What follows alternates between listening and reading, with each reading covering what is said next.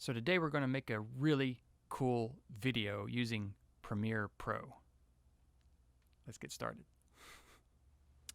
So first thing you want to do is get up your software. Now if you have not installed it, you need to go and log in at the Adobe Cloud and download Premiere Pro using your school credentials. You should have a license for that. So once you have it installed, you open it up.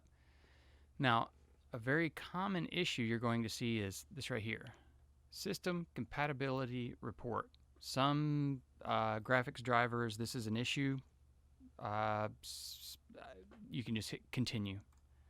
You can look around, see if you can find some solutions, but there's a lot of like the NVIDIA graphics cards that are just not supported for some weird reason. But I haven't really seen any issues, so you should be good to go. Anyhow, once you get your software opened up,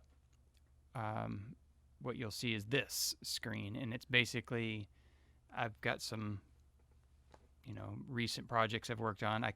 What we're going to do today is a new project. Bam. And center this up. So up here on the top of it, you want to give it a name. The more you work with this, the more you'll understand where to apply these different names. I'm going to call this C Major Scale. Now that's the name of my project. Where do I want to save it? Well, this next line here, this is where I have done my last project. I'm going to hit Browse. And for me, I'm going to go on my computer. I've got a UTM folder. I'm going to go under MUS 371, this class. And I'm going to make a new folder called C Major Scale.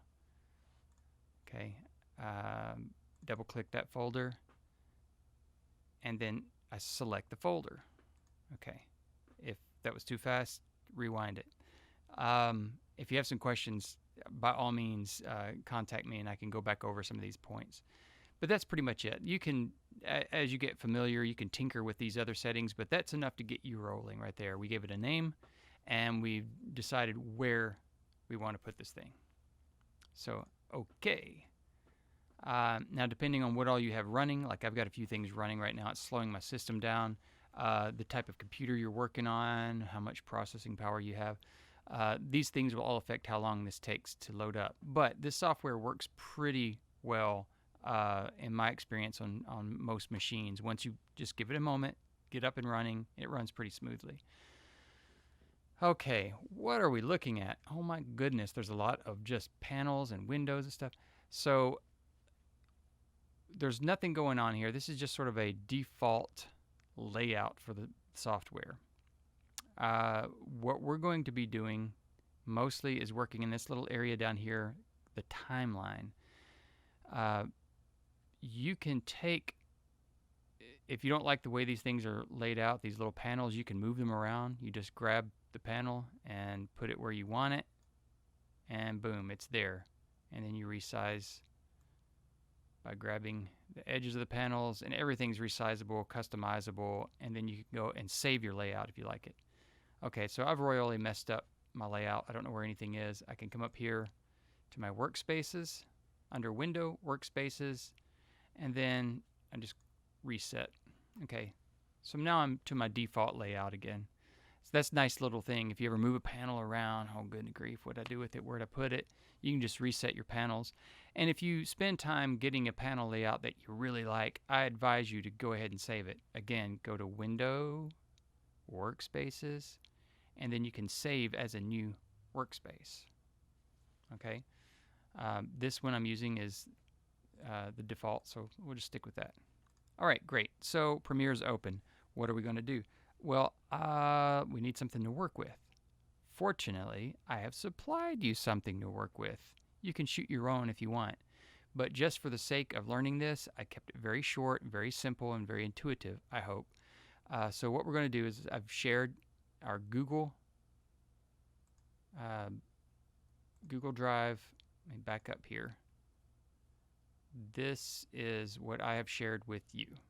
So So you should have access to this right now. There may be more or fewer items in there, but at the time you're seeing this. But what we're going to do is go to green screen samples. That's a leftover name. And then we're looking for scales. 2019-08-03. That's when I shot this. Now, this is an old project I did with different software. Just ignore it. Go to video. Now, these are the actual files we need to get and download and use. You don't even need but 2 of them. There's the C2 major scale. I right-click on it, download. Now, I have my browser set up to ask me where I want to download a file every time I download it. I don't like the default, just boom. I want to know right then and there where my files are going. I want to put them where I want them to go so I don't have to think about it later. But your browser may not be set up for that. You may have just a default downloads folder. So I'll leave that to you, however you want to go about it.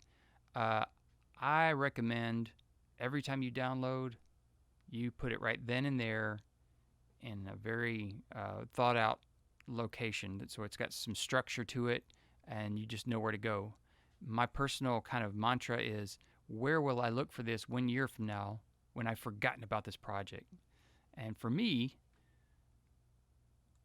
very specifically for this project, I'm going to go to my D drive. I have a whole bunch of drives on this computer, but all my work is done on the D drive. I'm going to scroll down to UTM. This class is MUS 371, C major scale. This is the directory we just made in Premiere, and I'm going to create a new subdirectory and call it assets. Go double click on the assets, and I'm going to save it there. If you're working on a Mac, the principle is still the same. Just use a directory system that makes sense to you. Now I'm also going to download Sweet Video Overlay. So I'm right-clicking on it, download, and it should come up to wherever my last location was. It did. So I'm going to save it there. And I could rename these now if I want. So we have downloaded the only 2 videos that we will need for this particular project. Now, if you're using Chrome, after you've downloaded a file and you don't have that folder open, you can just, right here on this little up arrow, I click on it, and one of my options is Show in Folder. I click that, bam, it opens it up right there for me. I don't have to go looking around for it. But if I did, I know where to go looking because I thought it out and put it there. Okay, so that just makes life simple. Putting away my Chrome window, I'm going to grab my C major scale. I can grab both of them, bring them in at once, or one at a time. For the purposes of this, I'm going to go ahead and pull one in. I'm dragging it to my timeline. And watch this. See, now my timeline, I'll move this out of the way, has been populated with this video that we've made. So I'm going to play this video. Yes, very nice. So I was at home. I played a C major scale that was almost in tune, and I filmed it with my phone. Literally, I just picked up my phone and filmed what you saw. Amazing, right? So we've got that. Great. We haven't really done anything. We've just imported a video. If we export this, it's going to be that video again. What I want is to have something that goes along with it, much like what you're seeing now, some overlay. So I'm going to go back to my assets, and I'm going to go to Sweet Video Overlay. I'm going to drag it in. Now you see when I drag it in, I'm going to move my window. When I drag this in, there's 2 items that are showing up here in our timeline. One of them, the one on top, represents the actual video footage. The one on bottom represents the sound, the audio to the video. And I just dropped it in there. And I can move it around wherever I want to. Notice how the audio stays with the video. If I move it earlier on my timeline, later on my timeline. So I'm going to zoom out. I'll try not to use too many shortcut keys without telling you what I'm doing with my hands, but I always keep one hand on the mouse and one hand on the keyboard. If you do many video edits or any software that you're working with these days, you'll find that it pretty much always benefits you to keep your hand on the keyboard. I've noticed that a lot. People stop doing that. So I'm holding down Alt and I'm using my mouse wheel. I can zoom in, I can zoom out on my timeline. So I have one finger down on Alt, the other one on my mouse. Hey, rocket science, I know. So we've got this video, the Sweet Video Overlay. Now if you look, I'm going to zoom out again. These two videos, you can look at the audio files. Let's play the Sweet Video Overlay. I'm just hitting the space bar on my keyboard. C, D, E, F, G, A, B, C. Whoa, almost in tune there, right? Okay, now those were pretty close in rhythm, so I would like to use my Sweet Video Overlay as an overlay video. So let's do that. Literally, all I have to do is slide it over. Now, they're both in time with each other. If I start from the beginning and play it. C, D, E, F, G, A, B, C. Okay, so they're not in sync with one another. And you can't see the keyboard and the overlay video sideways. So we've got a few things to deal with. Now, a little point at this juncture. If you, I'm scrolling in, had your video out here and you just slid it over all the way to the beginning, home. C. Well, notice our original video is missing. We've made it disappear.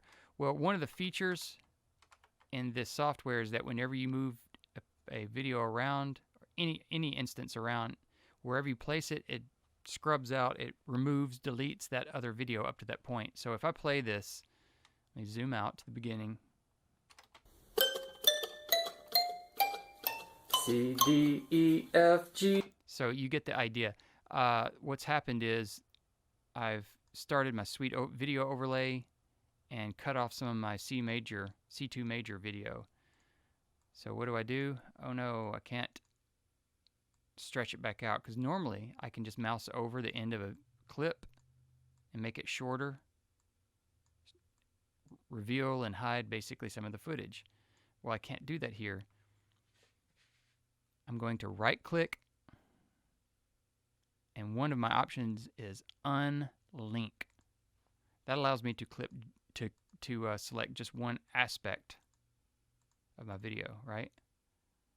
So I'm going to stretch it out. Now, if you were watching the preview, you notice it's still showing me the video overlay here.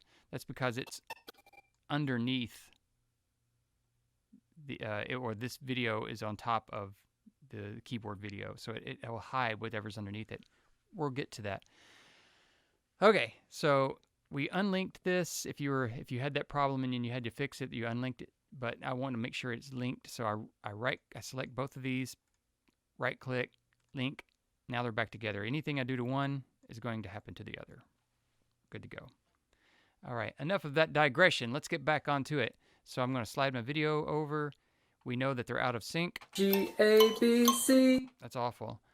I can zoom in like this, but it's still kind of difficult to really see the audio file, what's going on. So if I come over here, if I put my mouse over this area here in the where the tracks are, notice I'm using my Alt and my scroll wheel, and I can make this larger. I can do that with each one. Now it's a lot easier to see those WAV files.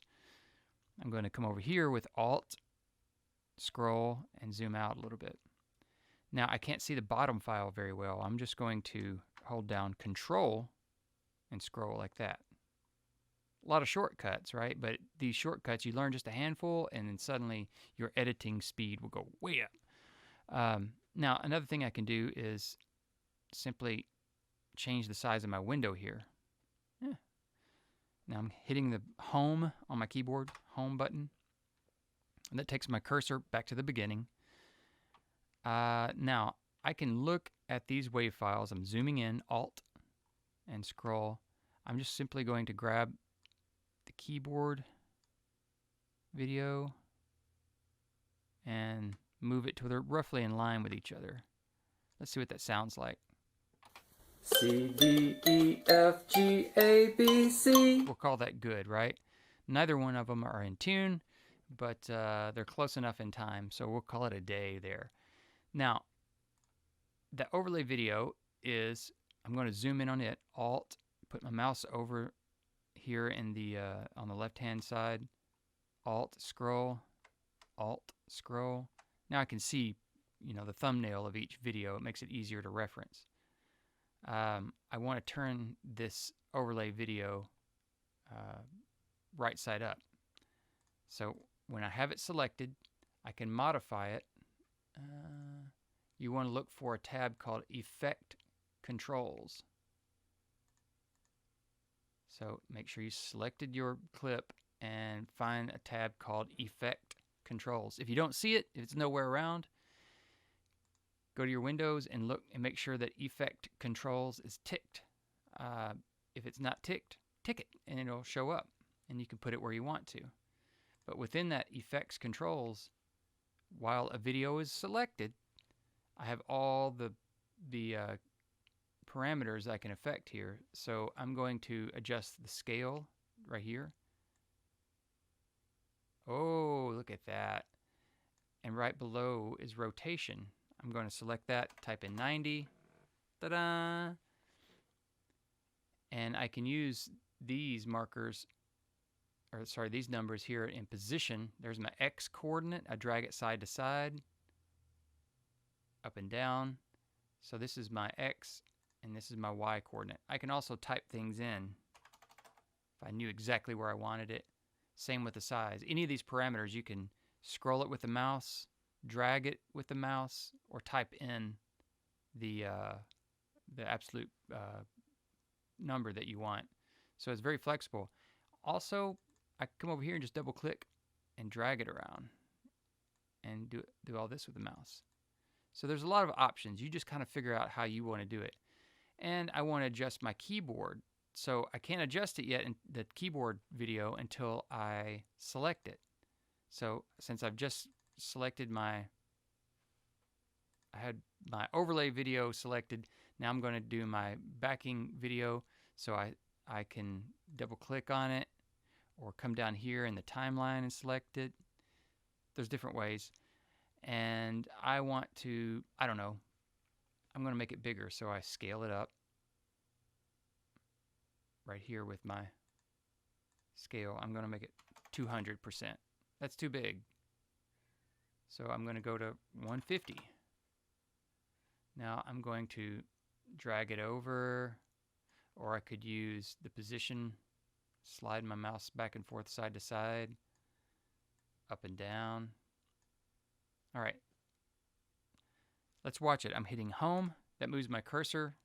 Oh, I'm still selected on the C2 major video. So when I hit home, it only goes to the beginning of that clip. I need to select off of it. So nothing's selected. Now I hit home. C, D, E, F, G, A, B, C.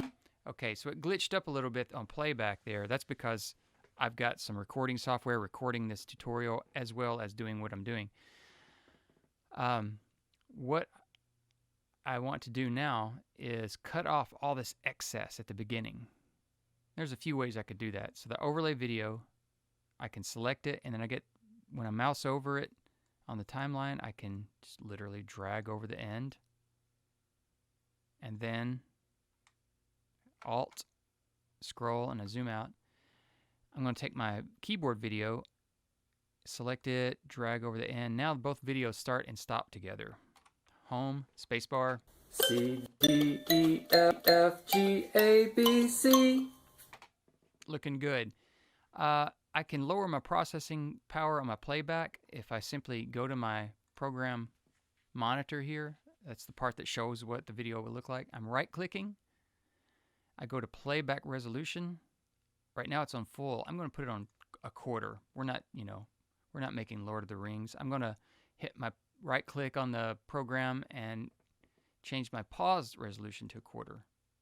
So I don't need all that detail. Now I'm going to hit home, spacebar. C, D, E, F, G, A, B, C. Hey, the glitching went away. I was able to watch it and preview it without a lot of glitch going on. So I lowered my playback and my paused resolution. That takes less processing power. But my video starts off with a few frames of just blackness. So what I want to do is select both clips and just drag them over. Easy as that. C, D, E, F, G, A, B, C. Oh yeah, there we go. Yeah, I was just making sure I dragged them all the way over. Save and save often. I just hit Control S. So there we go. We've got this video, amazing video, and we want to show it to someone. Unless they have Premiere, they can't watch it. We want to put it out in a format that someone else can watch it, whether on YouTube or Vimeo or Twitch or whatever you're going to do with it. You have to export it into a file that can be shared. So what do? We can, while we're selected, while we have something highlighted in our timeline, which is called, for me, C2 major, this timeline area, I can hit Control M. Wait for it, yeah, and it pulls up my export settings. I could also go to File, and I never use this way, so I have to think about it. Yeah, Export Media, and again, you see the shortcut is Control M. So I go to Export My Media, and then you get all of these different options. We're going to stay down and dirty right now. There's not a lot. There's tons to go through, so I'm just going to hit the highlights here. Pick a format. Pick your favorite format. I usually go with H.264. That's a fairly standard container. It will put it into an MP4 file format. It's a good compression, and it looks pretty good. It's a small file size, a false smile size. There's a nice little spoonerism. It's a small file size, relatively speaking. But, if you were making a really top-end movie, you wouldn't use this. You would use something with a lot less compression on it. So H.264 is what I'm going to go with. You could go with MOV if you're on Mac, or you go with AVI is fairly common. Anyhow, I'm going to go with H.264. I'm going to take one of the presets here. So there's a lot of common presets like Facebook and Twitter and Vimeo and YouTube. You can use those. That pretty much goes ahead and finds the optimal setting for that platform. I'm just going to go with match source high bitrate, the top of the list. Match source, that means it's going to take whatever files I gave it, the Suite Overlay Video and the C major scale, and it's going to output a new file using those same parameters. The same resolution, which is how wide by how high. If I want to change that, I can come down here in my video settings. You've got effects, videos, audio, etc. And I've got it on match source. But if I want it to be a different one, if I want to manually change the resolution to be like 720, I could type it in here. So I want my height to be 720. It automatically adjusts the width to be the same aspect ratio. But I just, I want to do this in the original format. So I'm going to match source, and it will go back and reset this. And those are usually the main settings you'll deal with, and we can talk about more. But right now, I just wanted to get you up and running and out of the gates. Great, I've got my video set to go. I hit export, and it exported my video. I overlooked something. I'll let that finish up. I did not tell you where to change it. So Control M, I'm going back to my export. Right here where it says output name. So at the very top, I've got my format, my preset, my output name. You click on that and see, I would have saved it in a random place. That would have been a terrible place to put it. I'm going to navigate back to MUS 371, C major scale. I'll just throw it in here. Sometimes I do, if I know I'm going to do a whole lot of different exports for a project, I make an export folder so it doesn't clutter up my window whenever I'm going to look for things. But that looks good. I'm going to save, hit export, let it do its thing, and once it's done, close out Premiere, go back to my windows. So here's where I saved my C major scale Premiere project file, and here's the video we actually made, the C2 major. It added the _1 because I was outputting it a second time. If I kept outputting the same file, it will automatically add a new number at the end, so you know which one it was. Let's open it, look at it. C, D, E, F, G, A, B, C. Awesome. So that's that. Hopefully this kind of gets you up and running. The best way to learn any software, in my experience, is just open it up, start playing around with it. First and foremost, learn how to reset things, because you're going to mess something up at some point, right? And then just, hit buttons, see what happens. Save, and save often. Back up your files, and have fun with it, Just dream up some little projects and come up with a goal. Don't just start stabbing wildly. Come up with a very simple goal and try to aim for that, and that will give you direction and focus on your project. You won't waste a lot of time playing with filters and effects and things like that. Just keep it simple. What do I want to do? Let's make a video. I hope this has helped out some, and I will see you next time around.